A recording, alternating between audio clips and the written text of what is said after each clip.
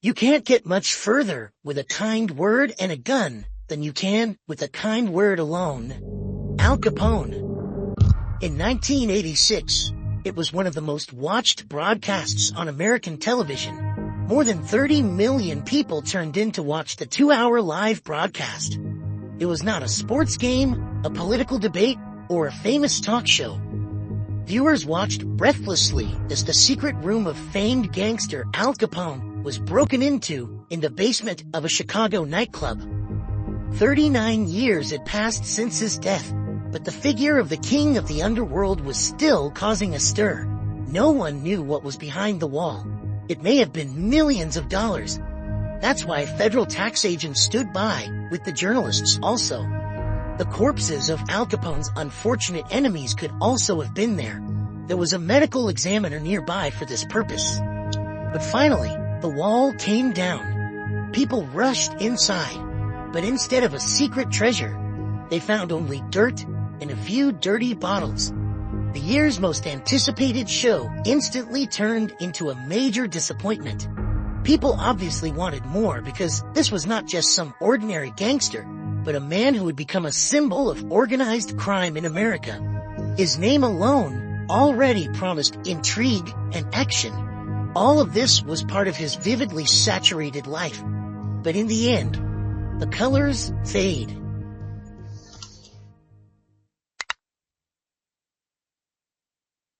Alphonse Gabriel Capone was not called the most ruthless criminal of the 20s for nothing. It was he who turned Chicago into the most dangerous city in America, but he was born many miles away from there. Capone was born in 1899 in New York City and was the fourth child in a family that later consisted of 9 children. His parents were ordinary Italian immigrants from Naples. The mother was a seamstress and the father was a barber.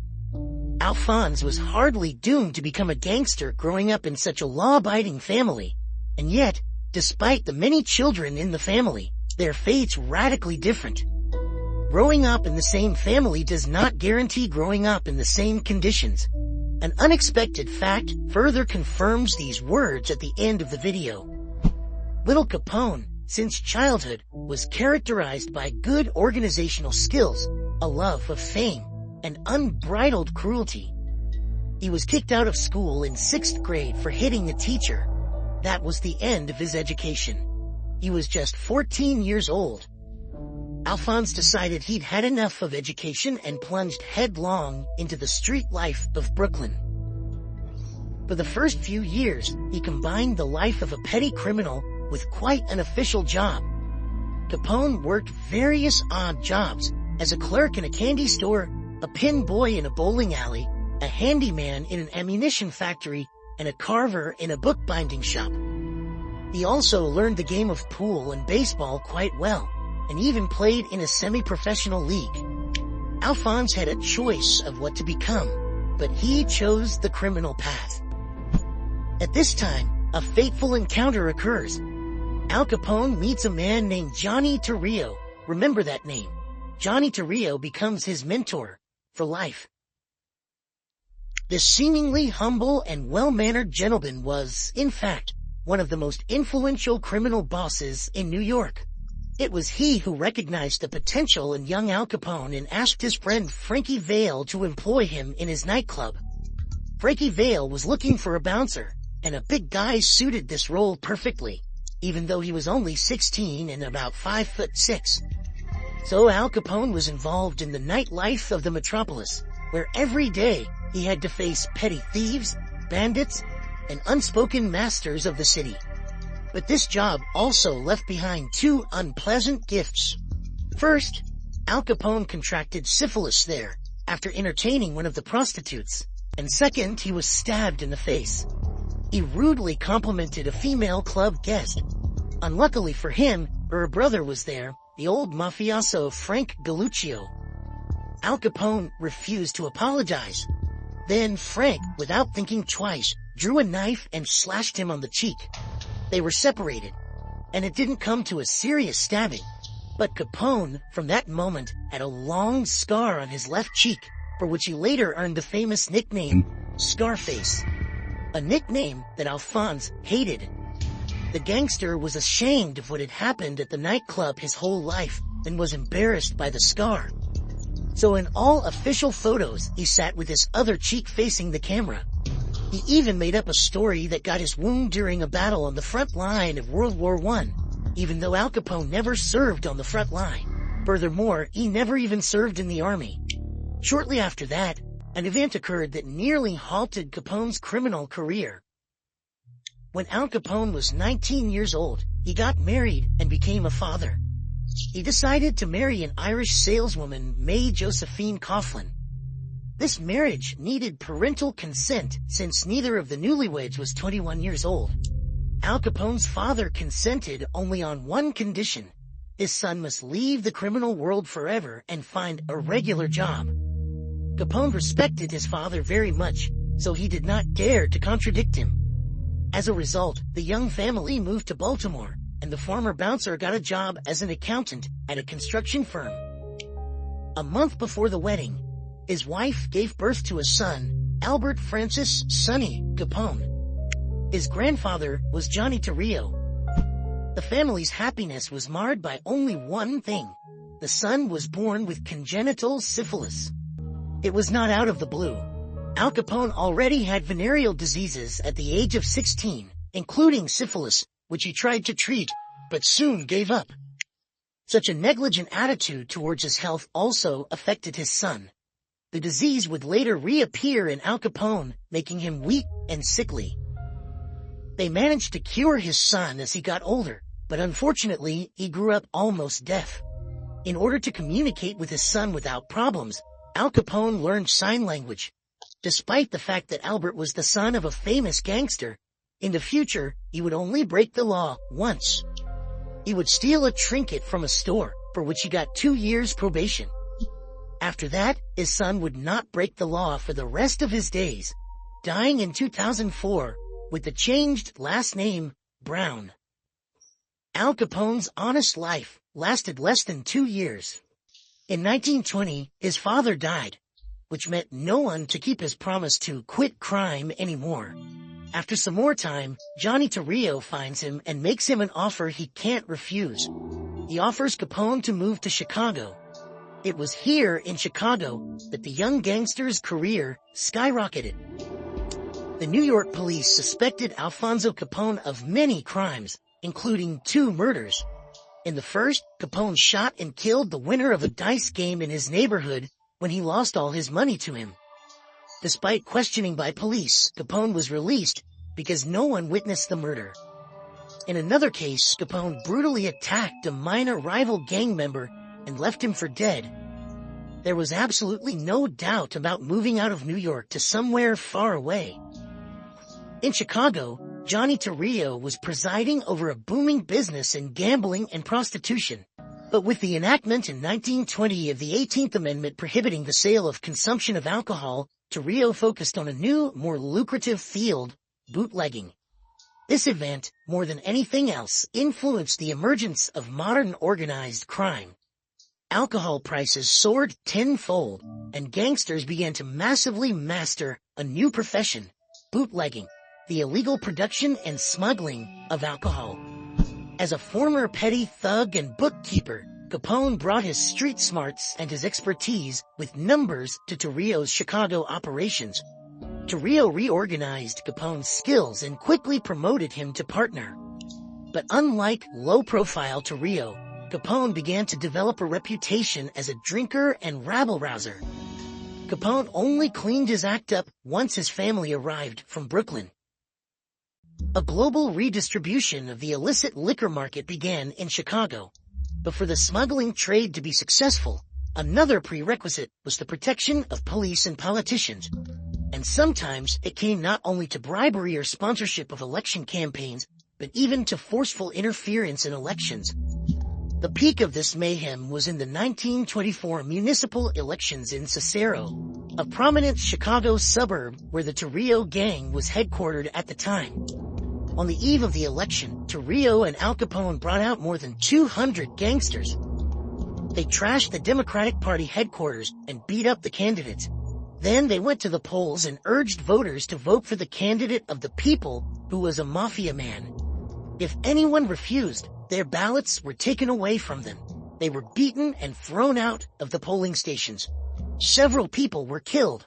They kidnapped more than 20 Democratic agitators and locked them in the basement until after the election. Local authorities hastily dispatched 100 police officers to quell the onslaught of the Al Capone and Johnny Torrio gangs. In one of the shootings, Alfonso's brother, Frank Capone, was killed. He was part of the gang as well. Still, the gang managed to get their way. The Republicans, with the mob behind them, won the election, and Cicero remained under Al Capone's influence until the end of his criminal career. It was a significant victory, but the battle was not over. Now the other gangs had to be dealt with. Torrio believed that his diplomatic skills were enough to convince everyone to cooperate. And for a couple of years it did manage to maintain a fragile peace. But gradually, things got out of hand. Minor skirmishes grew into major conflicts, and Torrio decided to strike first. First, it was necessary to eliminate the leader of the Irish gang, Dean O'Banion. Al Capone personally planned the operation, and Frankie Yale, the same one who gave Capone his first job as a bouncer, came from New York to execute it. The operation went perfectly. O'Banion was killed in his own flower shop, and no one was arrested. But Torrio miscalculated. The death of his main opponent had not at all cooled the fervor of the Irish. On the contrary, the new leader of the gang, Timmy Weiss, made revenge for the murders his main priority. A bloody 5-year war broke out, in which over 700 people were killed, and Weiss became known as the only man Al Capone feared. A year after these events, Al Capone miraculously escaped an assassination attempt. A month later, Johnny Torrio himself was seriously wounded. It was a sudden misfire by the killer that saved him from death. Even with his experience, Johnny Torrio was moved so much that he decided to withdraw and return to Italy. But for Al Capone, it was a moment of glory. He was now the boss. The gangster was only 26 years old. But his reign didn't last very long. However, during this time, he managed to do so much that he went down in history and served as the prototype for almost all movie crime bosses. If Johnny Torrio preferred to keep a low profile, Al Capone immediately began leading a public social life. Later, when things get really bad, the gangster would say that this very publicity ruined him. In the meantime, Capone moved his headquarters to a posh suite in the Metropole Hotel in downtown Chicago. From there, he began leading a lavish and public lifestyle, spending lavishly, though always in cash, to avoid leaving a trail. Newspapers of the time estimated that Capone's activities generated an annual income of $100 million. The gangster certainly had his head in the game. He brought demonstrative brutality into fashion. At his suggestion, gangs began to use not only pistols, but also machine guns and hand grenades in showdowns. Under him, rival cars began to explode from planted bombs. It is believed that Capone introduced the concept of racketeering, adding to the bootlegging and gambling business the protection racket of prostitution. Al Capone owned brothels and illegal casinos. His underlings racketeered half of Chicago's businessmen, and half of Chicago's police officers were on his payroll. But Capone's main source of income, of course, was bootlegging. He owned the largest smuggling network of liquor from Canada, and several underground distilleries. Alcohol went to every bar in town. If someone refused to cooperate with Al Capone, a fire would suddenly occur. Al Capone invented money laundering, something no criminal network today is without. He made massive amounts of money, but was unable to freely spend it. Otherwise, he would have been jailed for tax evasion at least.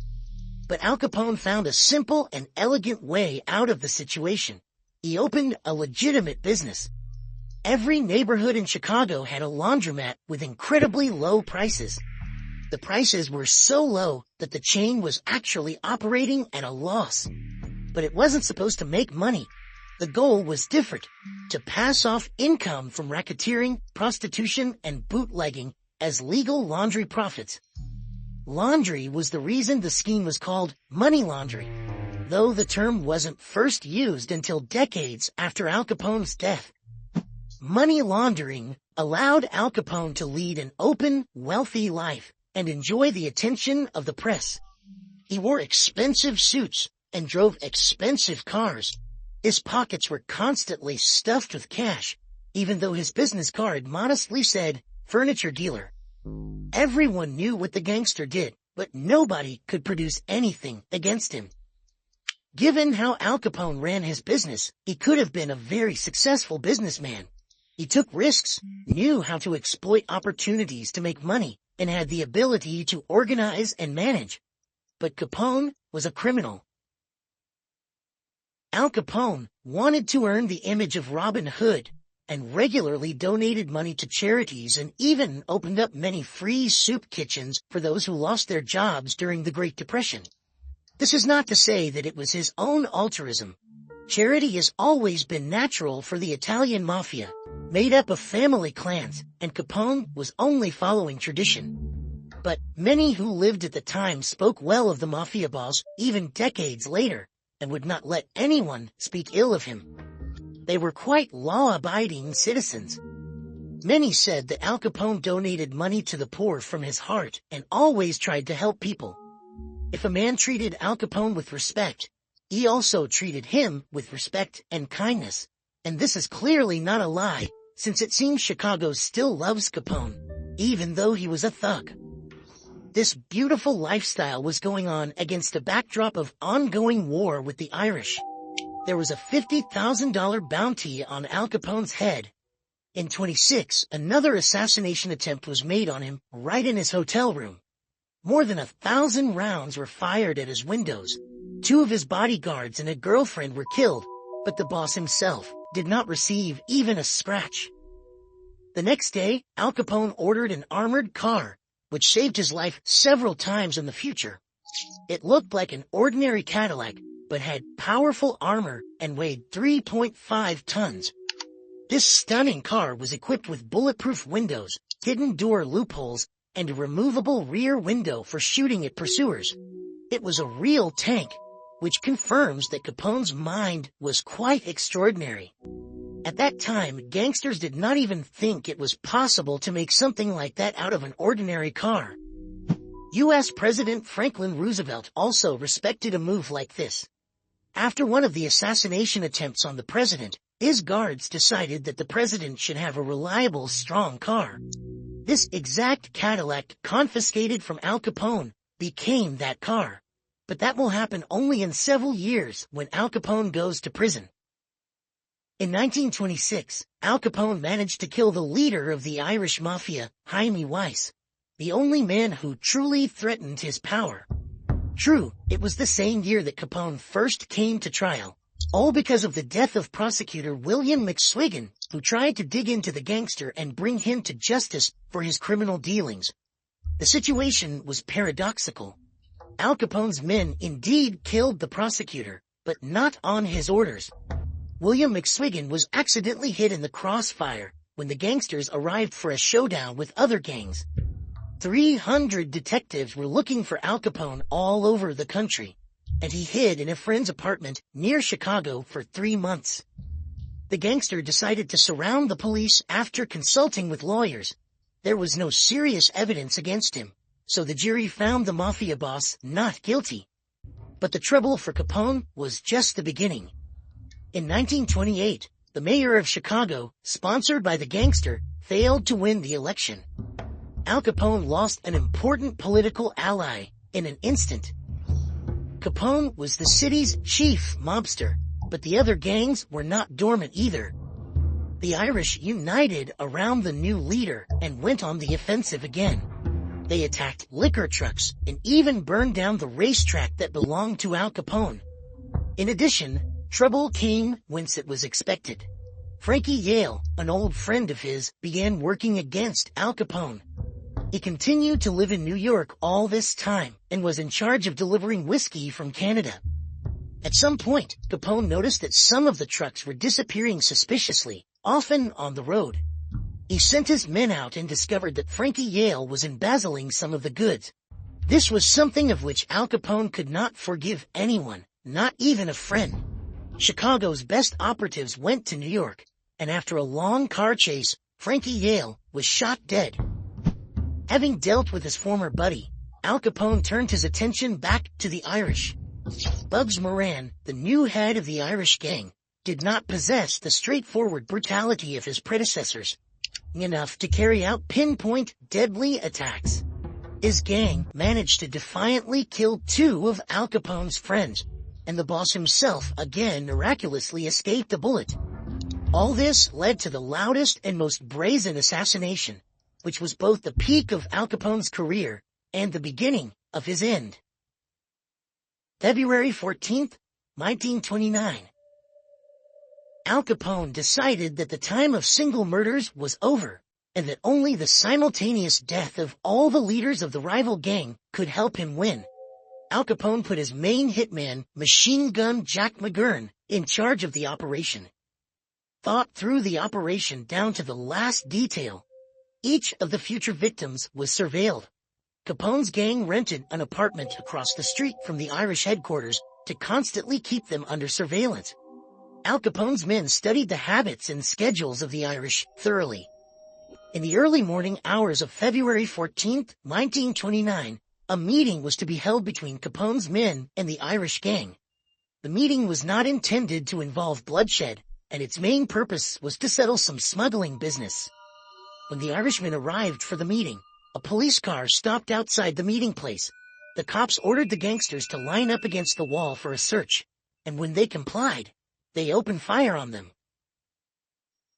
The policemen were, in fact, Al Capone's gang members in disguise.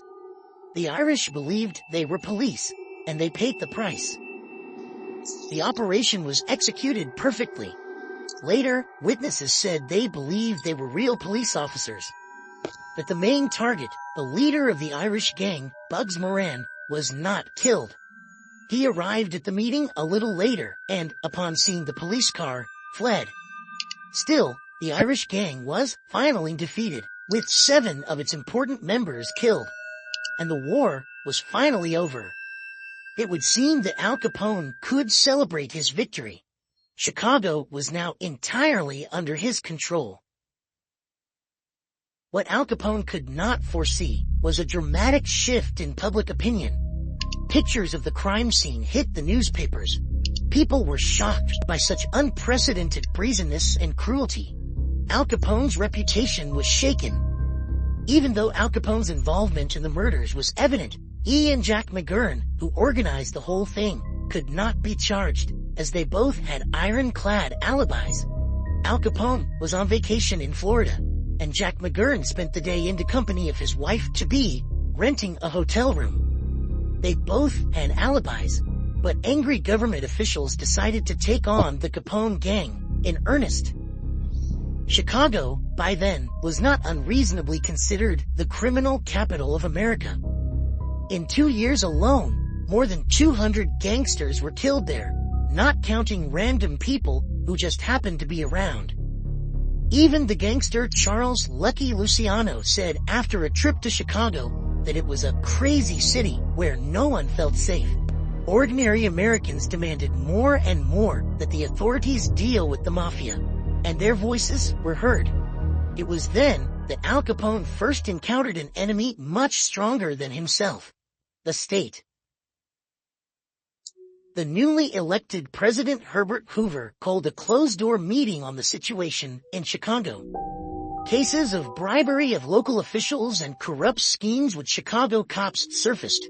Chicago was a mess, and something had to be done about it. The main result of the meeting was to put Al Capone away at all costs. An elite anti-drug squad led by Elliot Ness was sent to Chicago. Al Capone at first did not pay any attention to this and, out of habit, offered the agents a bribe.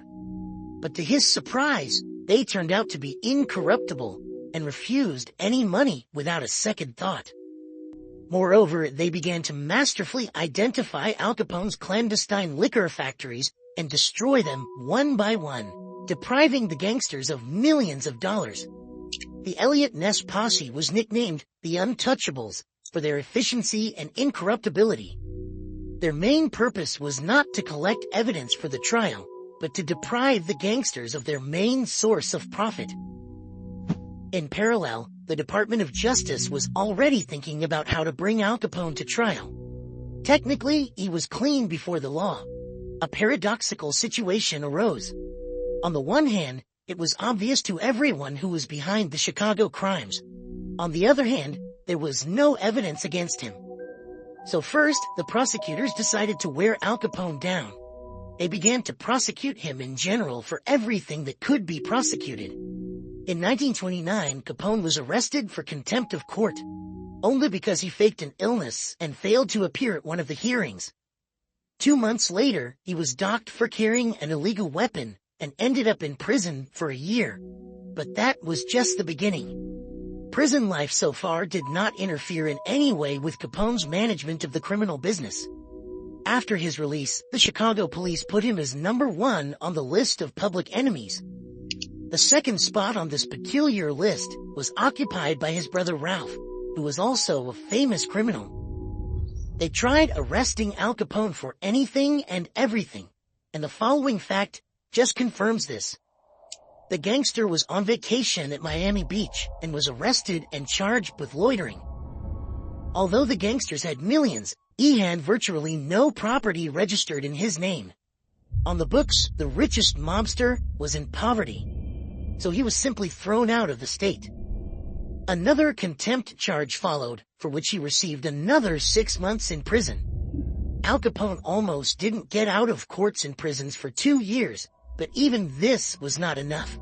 He was still the leader of a large gang, though his gang and Capone himself was no longer as strong. Finally, a real charge was brought against him. In 1931, Al Capone was convicted for his crime, but surprisingly enough, it wasn't for murder or racketeering, but for tax evasion. This was a move on the part of the prosecutor's office. It didn't require further investigation because the prosecutor's office had ironclad evidence. Al Capone tried to pay a huge fine for not paying taxes, but the government wouldn't let him do that. They wanted him out.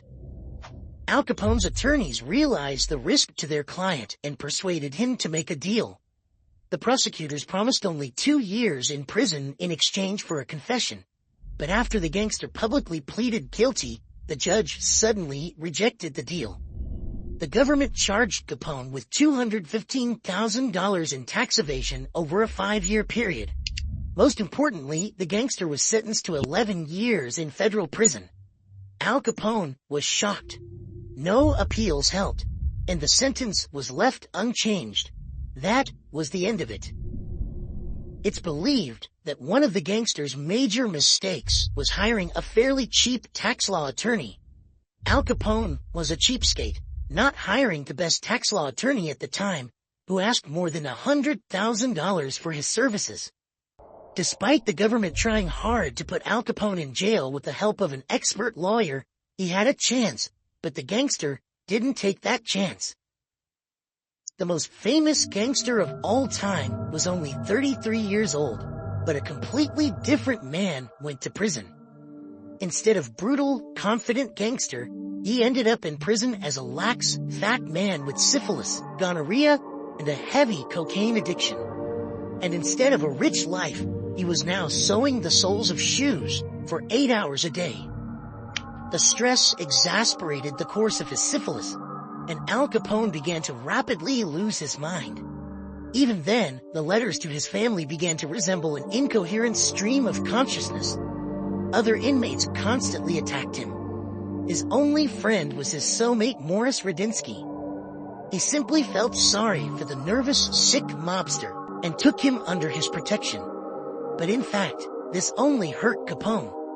The prison authorities thought that the gangster somehow managed to bribe Radinsky and decided to toughen his regime. So Al Capone was placed in the newly opened and most strict prison in America, Alcatraz. The prison was located on an island and was completely isolated from the rest of the world. At Alcatraz, Capone finally began to lose his mind. In 1936, he suffered another murder attempt, now in prison. He was stabbed for refusing to participate in a prisoner revolt. Capone spent the last year of his imprisonment in a hospital ward. He was released on health grounds after 7 years in prison. Al Capone went free as a half-crazed and miserable 40-year-old man. There is a legend that Al Capone did not treat his syphilis because he was terrified of injections. But penicillin, the main drug against syphilis, did not begin to be produced in the United States until 1942. By then, Al Capone's brain was irreversibly damaged, and it was already too late for treatment.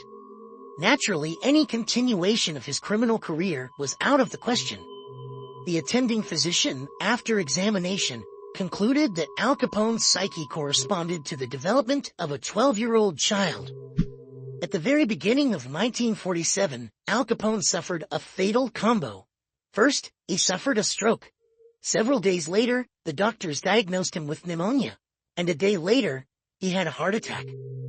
The man who had survived a dozen attempts on his life and was on the verge of death several times died on January 25, 1947, of cardiac arrest, in his bed, surrounded by relatives.